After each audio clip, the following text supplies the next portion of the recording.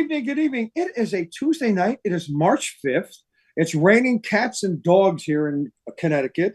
And I know that my next guests, one of them is in New York, the other one is in Vegas. Thank you to all of my amazing sponsors. Tonight, we are going way outside the box. And this is something we've been trying to get together for a while. And I would like to introduce to you two amazing ladies. My wonderful friend, Jodi Harris, who is the CEO of Fun. She is amazing from Vegas. And without a doubt, one of the busiest, most beautiful, and just amazing wedding ceremony ministers in the world, all the way from Las Vegas. A nice round of applause for Maria Romano.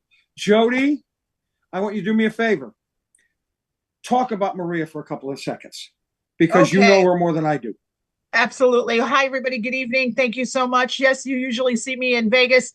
Tonight, I am broadcasting from New York. But I have the honor. I've been trying to get Maria Romano on this show for a really long time. I have the privilege and honor of meeting Maria back in, right before the world went to crap in 2020, when we both were, we were both members of the Las Vegas Wedding Chamber of Commerce, but I became president in 2020 of the Las Vegas Wedding Chamber. And when I was out looking and recruiting for people to be on my board, there was only one person I knew I had to have, and that was Maria Romano. I knew I had to get her on my board. She is a rock star officiant.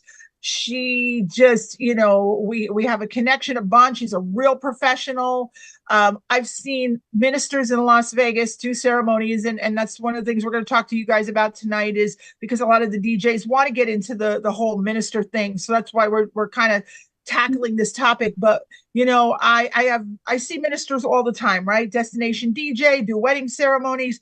I've never seen anybody really make a wedding ceremony personal and fun and bring a different energy to every single wedding ceremony she does.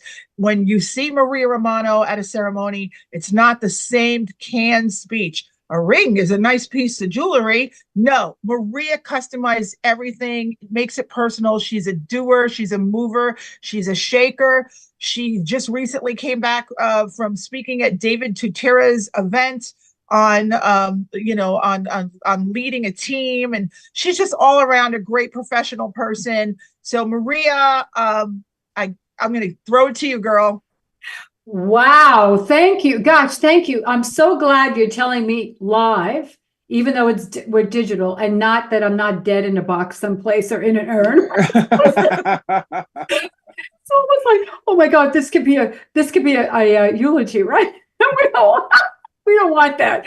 Girlfriend, I am so thrilled. First of all, hi, everybody. And I have to share with you, Las Vegas right now in the 70s, get me a little jealous for those of you that are out there. The weather was beautiful today. So, and I'm thankful for it. But, it's interesting that you talk about, Jodi, a little bit about DJs and getting into the industry. I had the opportunity to go to the conference that you invited me to, that DJ conference, and I went to a few of the talks. And I have to tell you, as a wedding officiant, it upped my game. Okay, just a little bit more on what to say. And yeah, I knew how to hold the mic, but and we'll get into that, I also teach a course. But there were things that I'm going to add to my course, making sure that people know, and I know from speaking, like what not to do the night before so you don't ruin your voice, right?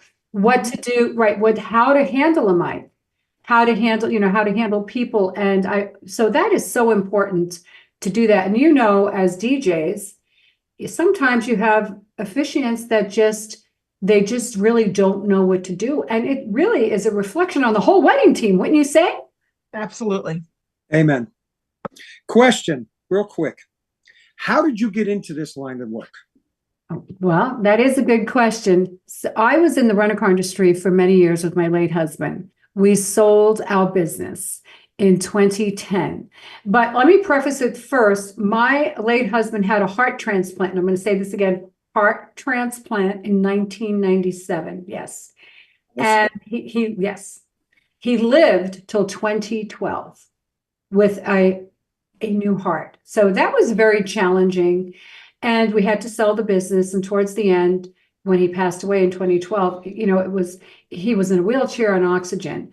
But when we sold the business, I knew I needed to do something else. So I actually went to a wedding ceremony at the Las Vegas Country Club. Jodi knows where that's at.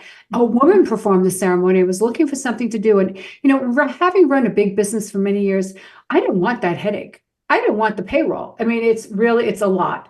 I was at a point in my life, I was in my 50s at the time. So I decided I was going to embark on that journey, and I did. And I was glad I did. And my late husband actually picked out the name of our company. Well, my company today, True Love Knots. So it's always an honor of him. I've been a widow for 11 years. And that's how I started. And I have to tell you, when I started, I put together a CD. At least we weren't using VCR tapes, right? CD at the time. I put together a resume, and I figured I'm going to be professional. I'm going to go to the Strip, where I put on my heels, went to all the chapels. Crickets for a couple of years. Let me tell you, right? Because it's an industry that's such a close-knit industry. And please don't take this, the wrong way, but it was extremely gender specific. That was the big thing. You didn't have that many women in the industry. But I broke in. I actually got into the Flamingo and the Venetian. The Venetian was the first one to take me on. They needed somebody to do commitment ceremonies for same gender couples, and nobody was going to do them. So that's how I started. Question. And now Maria works at one of the busiest chapels. Is she has them as a client, Chapel of the Flowers, that, folks, if you're listening, 6,000 weddings a year and up and climbing. The number is going higher. Maria is one of their ministers. And give me the quote. How many did you do last year yourself? I just looked it up. I cheated 1,240. So that's not including celebrations of life. So I do that as well. Which is a nice mix. A celebration of life is very similar to a wedding ceremony. Of course. Now, let me bring you back real quick. You were talking about it, and it's the same way that you were talking about gender kind of stuff. When you started doing this, it was very light on the female end, as it was, Jodi knows this, in the DJ end. How did you overcome that? Well, I have to tell you, there were times when I was put on a ceremony, they assigned my name, and then the last minute they would say, Maria, they thought you were a Mario, so we have to substitute and find someone else. Wow. So the first few times, I'm not going to say that I didn't cry, but you know what, I got over it, and I said, okay, you really want to give the couple what they want, and if a couple feels more comfortable, that's what it's all about. It's not about me. But I did have a situation, Sean, a couple of years ago. I was at Chapel of Flowers, Jodi. It was at night, one of the last weddings. This beautiful couple shows up, and all of a sudden I walk in and the woman's face just dropped. And she goes, I need to speak to the coordinator. And then she goes, I specifically wanted a male minister. Well, they didn't pay for that.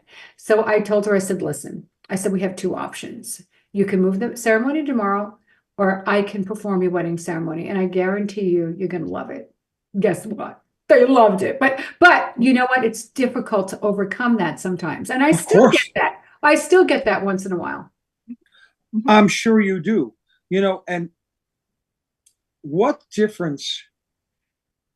Let's talk about the class and that's down below in the description of this video. Maria's class. Look, Jodi, you talk about that first. Yeah, so let me tell you, as a DJ and as our audience will attest, when my stomach cringes when I hear that it's a friend of the bride and groom that has no officiant experience whatsoever officiating the ceremony. Because as the DJs, right, ladies and gentlemen, we have a script we need to follow. And when we're working with somebody who hasn't taken a course or only filled out the application for the Universal Life Church, I paid my $100. I'm a minister now. It's not the same. It's not the same. I mean, if anybody out there is truly, truly, and I think every DJ should be ordained, I really do, should have something as a backup. what's nice about Maria, and this was something that she created, and she'll probably tell you about it, but Maria didn't sit on her butt during COVID. She came up with, ways to market the industry and call attention to the industry and level up the industry. And the course that she offers is not a lot of money. It's something that I think everybody, our couples are the couples that we marry, right? That have friends that are going to be the minister. They need to sign up and just look at Maria's course, because it's the most important day of your life. Why are you going to leave it up to a joker? You know what I'm saying? Like a joker to ruin your ceremony. So Maria, take it away. Well, thank you, Jodi. And that is so interesting. First of all, I always feel like I'm part of a wedding team when I walk onto any property, whether it's a chapel or a private venue. And really, we're all working together. So we need to make sure that we help each other and that we shine. And I started the course, as you asked me, Sean, during the pandemic. When somebody called me and said, I'm getting ready to officiate my sister's ceremony. He was a speaker, Darren LaCroix. I think Jodi might know who he is. Oh, Great. yeah. He goes, I would like some tips. And I gave him some tips. And I know that he would do well. But I told him, make sure it's about the couple, not you. And that's what I told him. And that's when I decided, okay, I'm going to create a course. I had the time. I took Amy Porterfield's Digital Course Academy. I put together a course. And I got to tell you, during the pandemic, it was a struggle because we didn't know if people were going to get back out there, right? We were back out there doing weddings, but the course is not just for Vegas. The course is for anybody in the United States, Canada, that wants to take it. So I have a couple of different course levels. And when I started in 2010, I was looking for a course. Nobody wanted to teach me. So I had to let my fingers go through YouTube, just do some research. And that's how I put my ceremonies together. And I also add commencement speeches. I look at commencement speeches and I incorporate a lot of different things into my ceremony. And I also took a few speaking courses too. So that helped. But anyway, so the courses I developed, I have 3 courses. I have a course for just somebody, maybe that's a DJ, somebody that is a first-time officiant. It's $37 for 37 minutes. It gives you a great basis of what to do and how to do it, because there are things in a wedding ceremony. You need to know how to hold a mic, which I know you guys, when you come in, you guys and gals, you don't need somebody ruining your equipment. First of all, knowing what to do and how to do it. And making sure that they're speaking properly, just with the microphone. That's one thing and also making sure that they are welcoming the guests, and then making sure they have the guests stand at the right time, right, and sit. And then, of course, the framework of how you're going to perform the ceremony, the ring shots. You don't get in the ring shots, you move out of them.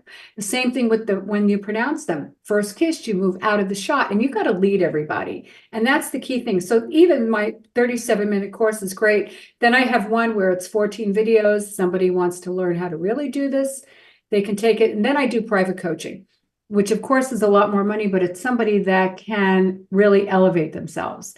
So yeah, I'm teaching a gal right now, which has been wonderful, which when I went to the DJ convention, I said, I'm adding in another video on what not to eat before you go out there and speak.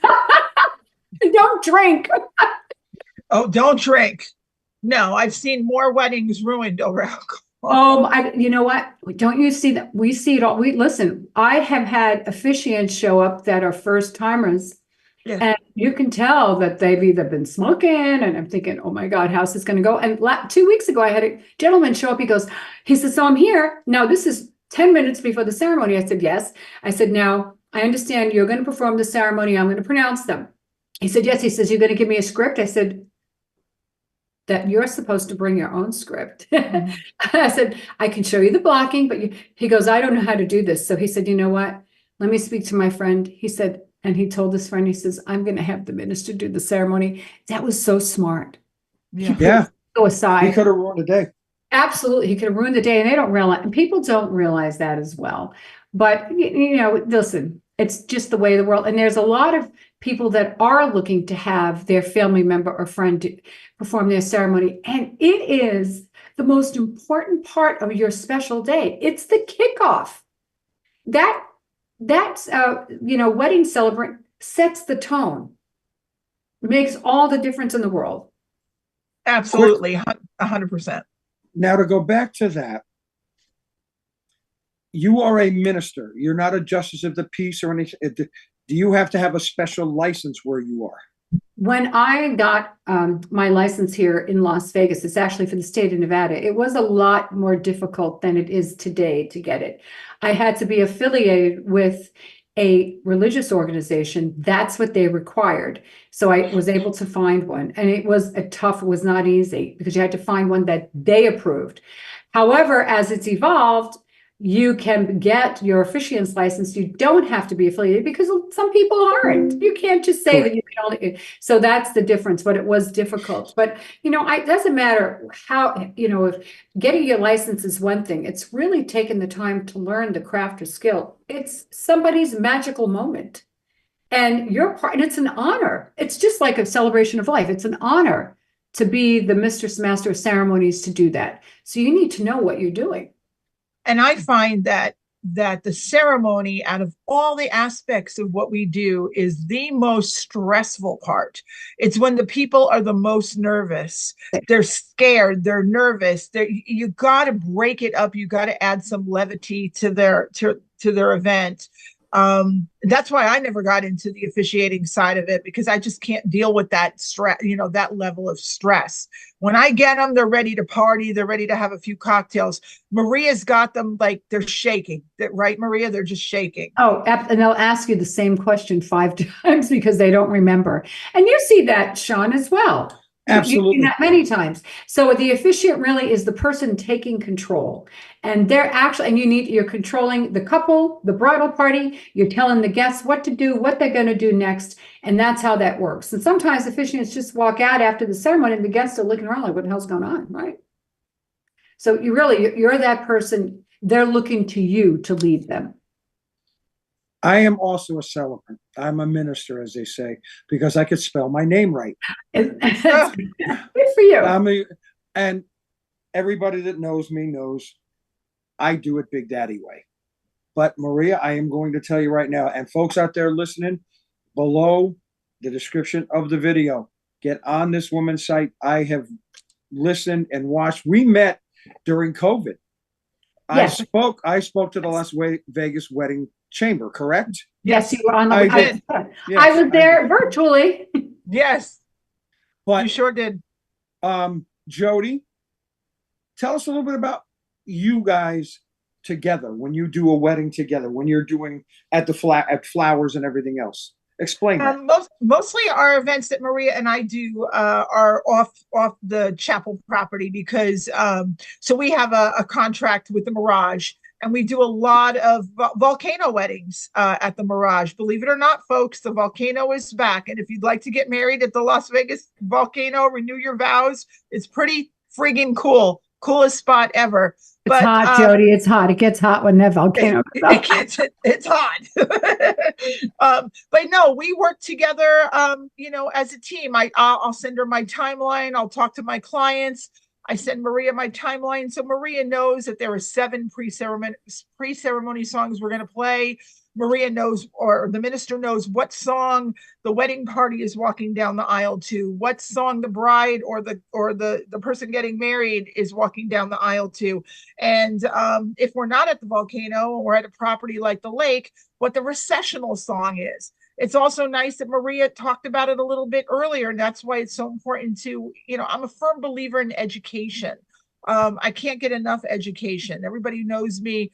I don't care about your other stuff, what's going on in your personal life, get betterhelp.com. That's what it's for. But, I'm all about educating. I want to level up. I want to educate. And if this is something that you're truly passionate about, then I strongly feel that you need to seek out somebody like a Maria Romano and get the course and do that, because you may be asked to step in.